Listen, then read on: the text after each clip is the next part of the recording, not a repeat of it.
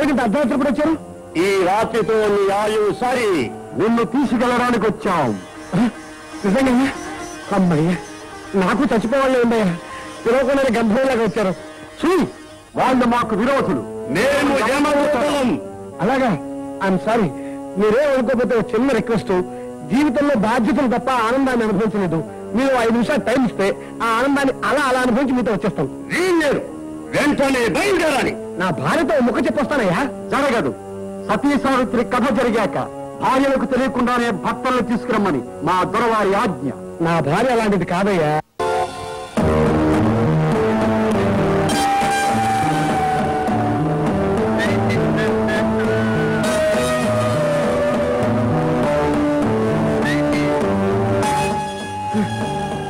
అడుగు పడిపోతుంది, కాళ్ళు లాగేస్తాను. ఇంకెంత దూరం నడిపిస్తారు? 4 భువనాలు, 1 కోసులు, 16 చంద్రులు, ఇంద్ర బ్రహ్మ కైలాస మండలాలు దాటి వైతరిని దాటితే 1 కోసుల దూరం. గాంధీనగర్ నుంచి గవర్నపేట వెళ్ళినంత ఈజీగా చెప్పారు. అవును, మీకు ఏదో దున్నపోతా ఉండాలి, అది ఏమైంది? అది మా దొరగారిది, మేం భటులం, అది మాకెవ్వరు. ఇవ్వకపోతే ఇవ్వబోయా? కనీసం మీకు పిల్లదోడైనా కదా. ఎక్కువగా మాట్లాడితే నిన్ను ఖండాలుగా కోసి ఆ కండలన్నీ మా దొరగారి దగ్గర తీసుకెళ్తావు. ఆగమయ్యా, అది హద్దుకి పోతావు. ఎక్కడికి వెళ్తారా? హరి ఇతన్ని తీసుకెళ్తాను నీకు హక్కు. తీసుకెళ్తానికి ఇల్లు అంతే. యమభట్లను నిరోధించడానికి మీరెవరు? హరి ఇతని తండ్రికి హక్కు ఇచ్చాను, ఇతనికి హక్కు ఇస్తున్నా. నా పాల్బాకి ఇవ్వకుండా తీసుకెళ్తే నా అసలు ఒప్పుకున్నా. అది మరణానికి ముందు. మరణానంతరం ఈ జీవికి ఈ బంధాలతో సంబంధం లేదు. మాకి బాకీ ఇవ్వకుండా జీవి చచ్చిపోతే అది జీవికి బతికించి మాకి బాకీ వసూలు చేసి ఆ తర్వాత సాధ్యతమైనా సంధ్య పేరాపణ పలకంటారా మూర్ఖుల్లారా? ఈ పెళ్లి నీకు ఇచ్చే పెట్టాం. అలాగా? అయితే ఈ అవకాశాలు ఎదిరించి ఆపే శక్తి ఎవరికీ లేదురా. దానికి మించిన ప్రాంశీనటి మాకి దగ్గర ఉంది. ఓం యమాయ నమః.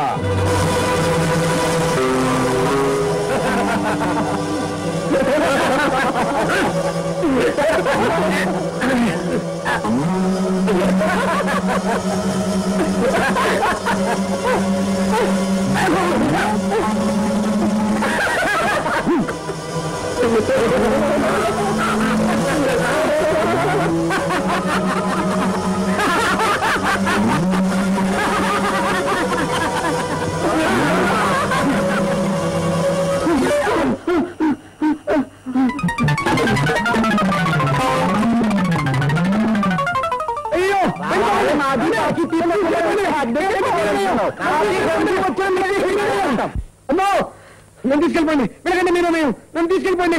నన్ను తీసుకెళ్ళిపోండి. వెనకంటే మీరే మేము. నన్ను తీసుకెళ్ళిపోండి.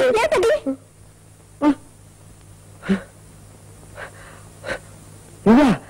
నేను ఇక్కడే ఉన్నానా? ఇక్కడ ఉండకి ఎక్కడుంటారండి? అయినా ప్రతి నెలాఖరు వచ్చేసరికి మీ కేకల అరుపులు ఇళ్ళక నేను చచ్చిపోతున్నాను. అట్లేం జరుగుతుంది? అదే అదొక దేవరహస్యం. దేవరహస్యం దేవరహస్యం. కాఫీ తీసుకోండి. చూడండి అంత వేడి తాగేశారు. నా ఒంట్లో ఉన్న సమస్యల వేడికి అగ్నిపర్వతమే ఐసు ముక్క అయిపోతుంది. పెళ్ళామనగానే కాఫీ ఇచ్చి వెళ్ళిపోవడమేనా? మరేం కావాలి? ఒక ముద్దు బాయ్. ఊరుకోండి, పక్కన లక్ష్మి లేచుంటాను. అయ్యో అయ్యో అయ్యో ఇట కాదు. ఒక నెల రోజుల పాటు కాశ్మీర్ వెళ్ళిపోయి ఒక బోటు బుక్ చేసుకుని హాయిగా తిరిగి వద్దాం. ఓకే?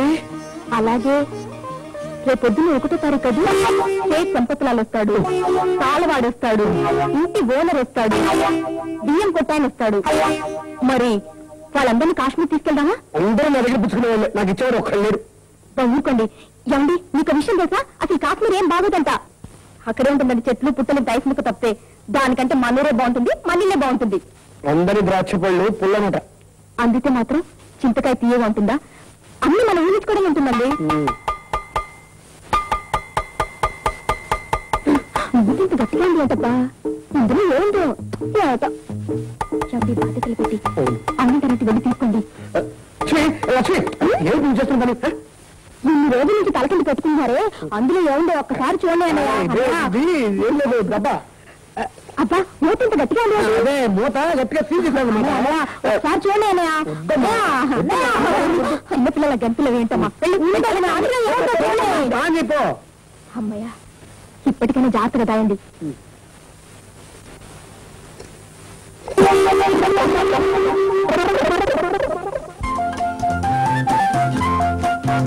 రండి, ఇది విన్నారా?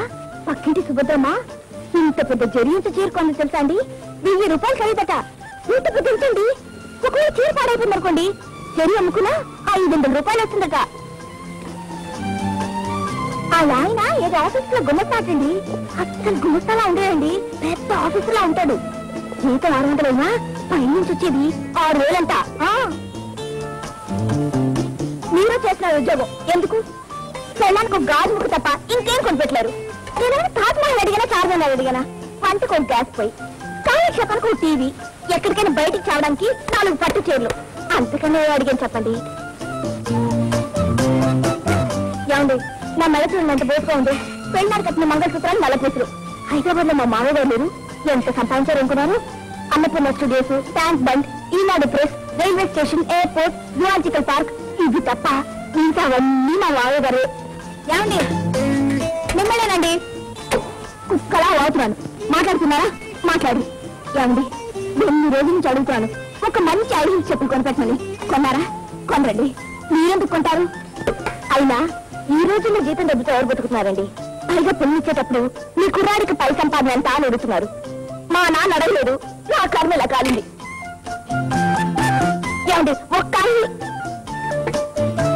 ఏమండి ఏమండి? హలో డియర్, ఎందుకంటే కాస్త ఫ్యాన్ లో చేయబెట్టాలి. ఫ్యాన్ లో చేయి పెడితే చెయ్యి విరుగుతుంది. అది ఫ్యాన్ కాదే, మరి మా ఆవిడ కోరికలు. అంటే అంటే మిసెస్ శాంతికృష్ణ బిఏ, చెప్పండి. నువ్వు కోరిన కోరికలు ఆ తిరిగే ఫ్యాన్ లాంటిది. నా తాహతు నేను పెట్టే చెయ్యి లాంటిది. పెడితే విరుగుతుందని నువ్వే చెప్పావు. ఈ రూపంగా మనం తెలుసుకోవాల్సింది ఏమిటంటే, జీవితంలో తాహతకు మించిన కోరికలు కోరుకుంటే జీవితం విరుగుతుంది. నాకు రాకేష్ శర్మల ఆకాశంలో ఎగరాలని ఉంది, సౌత్ సెంట్రల్ రైల్వే కొనాలని ఉంది. జాంబోంతుడు ఎక్కడున్నాడో వాళ్ళని పట్టుకుని నీ కోసం సమంతకమని తీసుకురావాలని ఉంది. కానీ అవన్నీ మనం చేయలేమనుకోవటంలోనే గొప్పతనం ఉంది. నేను చెప్పింది నాకు అర్థం కావట్లేదు. ప్రేం లేదు కదా.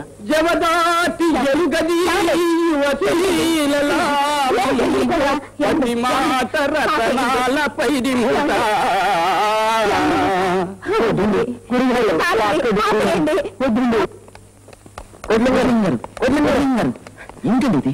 ఇంత వయసు వచ్చింది, బాధ్యతలు పెట్టి ఏంటండి పని? చూడండి, మీరు ఇలాగే తాగుతూ ఉన్నారంటే ఇంట్లో నా మిగతా మగవాళ్ళు కూడా చెడిపోతారు. ఆయన చెడగొడితే ఎవరు చెడతారు? కోట్లింగం గారు, మీరు ఇద్దరిలో తప్ప మిగతా టైం అంతా తాగడం మీ జన్మకి అయిపోయింది. నాటకాలు పాటు చేయిస్తారు. ఎలాగండి? కనీసం ఆవిడ మొహం చూసేనా మీరు తప్పకుండా ఉండాలి. తాగడం గారు, ఈ తాగుడు మారేదాకా భోజనం పెట్టకండి. అప్పుడు దాని రోగం కుదరదు. ఏమండి, ఆవిడ అప్పడాలు ఇస్తులు అమ్మి మిమ్మల్ని పోషిస్తుంది.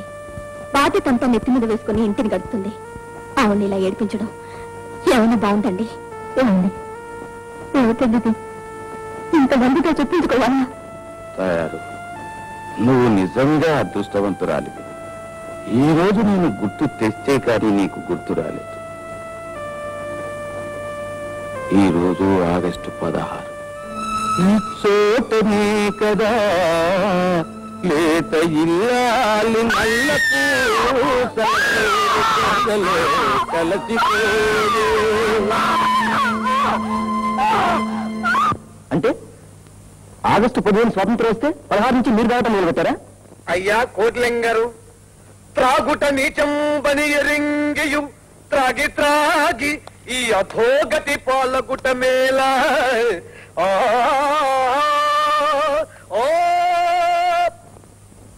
ఏమండి, మీరు మాకు చెప్పాలి, అలాంటిది మాతో మీరు చూపించుకుంటారేంటి? ఏమండి, ఈయన ముందు గదిలో పెట్టి తాళవేయండి. అప్పుడు ఎలా తాగుతారో నేను చూస్తాను. శాంతి, ఏమిటి అన్నట్లు? ఆయన ఎవరు ఏమి అనకండి, వెళ్ళిపోండి. మీరే కదండి రమ్మన్నారు, మాకేమన్నా సరదానా? ఆయన తాగే స్కోర్ చేస్తాను, మీరు పిలిస్తే వచ్చాం. దయచేసి ఈ రోజు మాత్రం ఆయన ఎవరు ఏమనద్దు, వెళ్ళిపోండి. అది కాదు. చేతులతో దండం పెడతాను. ఎవరు ఏమీ మాట్లాడకండి, వెళ్ళిపోండి. ఏమండి, మీకు సిగ్గు లేదు? ఇప్పటికైనా బుద్ధి తెచ్చుకుని పదండి, పదండి. ఆగండి. ఈ మధ్యతరగతి మయసభలో నవ్వుల నీటి మడుగులు తెలుసుకోలేక ఏడుపుల ద్వారబంధాలు కొట్టుకుంటూ బతికే మనుషులారా, నిశా విలువ తెలియని నీరస జీవులారా, పెళ్లి కాని ఆడపిల్లలు, తీర్చలేని అప్పులు, జీతానికి జీవితానికి పొత్తు కుదరని బతుకులు, ఇవే మన మధ్య మిగిలిన ముచ్చట్లు. ఈ మూడిళ్ల ముచ్చట్లకు మనమే నటులం, మనమే ప్రేక్షకులం. ఈ నాటకానికి తెర తీద్దాం.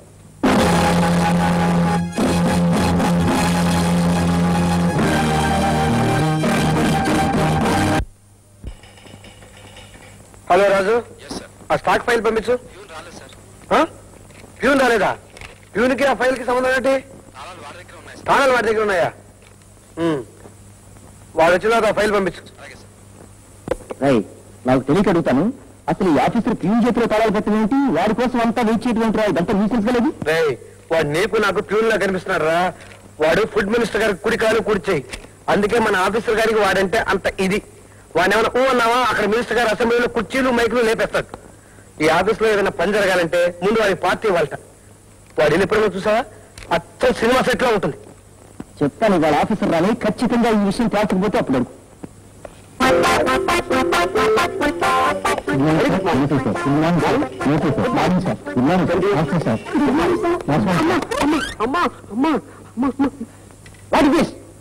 ఈ తలుపు వేసే ఉండేది. నేను వస్తున్నాను తెలుసు కూడా నా రూమ్ తలుపు వేసి ఉండటం అసలు కాదనేటి. ఏదైనా పొలిటికల్ కుట్ర రాదు. అసలు ఈ ఆఫీసులో ఎవరు రెస్పాన్సిబిలిటీ ఫీల్ అవ్వట్లేదు.